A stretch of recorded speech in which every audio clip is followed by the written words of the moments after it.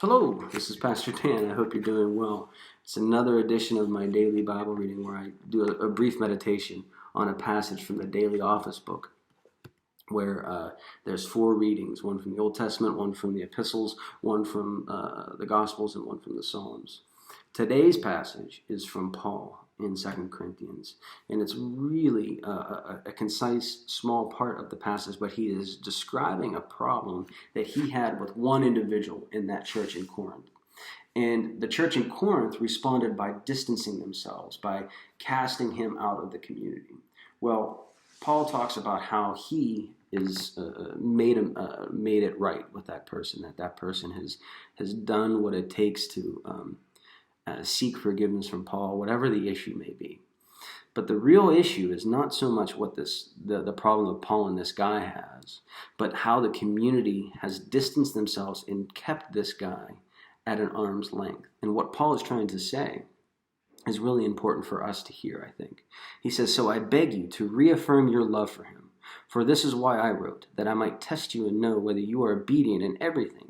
Anyone whom you forgive, I also forgive. What I have forgiven, if I have forgiven anything, has been for your sake in the presence of Christ." And I think what Paul is trying to say in this, and I think is important for our immediate cancel culture, is we see mistakes that people make, and we let that be on their who they are. We attach that like a pin to the person for way too long. We don't forgive, we don't reconcile, we don't bring back. And I think what Paul is trying to say to the church, the church universal, and to this particular church is that be quick to forgive. Be quick to not hold a grudge. Actually, you have to fight to not hold a grudge because it's easy. It's much easier to hold a grudge. It does wages war upon your soul, but it's actually easier to hold a grudge than to actually seek forgiveness. And once you find that forgiveness, or once you actually offer that forgiveness, then you have genuine freedom and lightness of spirit and of body.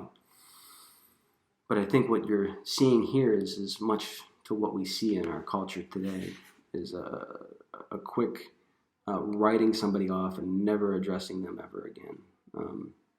I hope that's not what you're doing. I hope that you find those people that you're holding grudges with, and that you seek, in the midst of this quarantine, as hard as that may be, that you seek to bring reconciliation.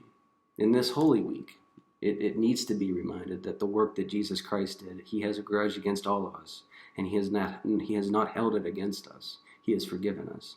And in this Holy Week, he took that road and all those steps to prepare himself to be an offering. If he's willing to forgive, how could I hold a grudge? Blessings to you. I hope you stay safe, and I hope your distances stay 6 feet. Blessings.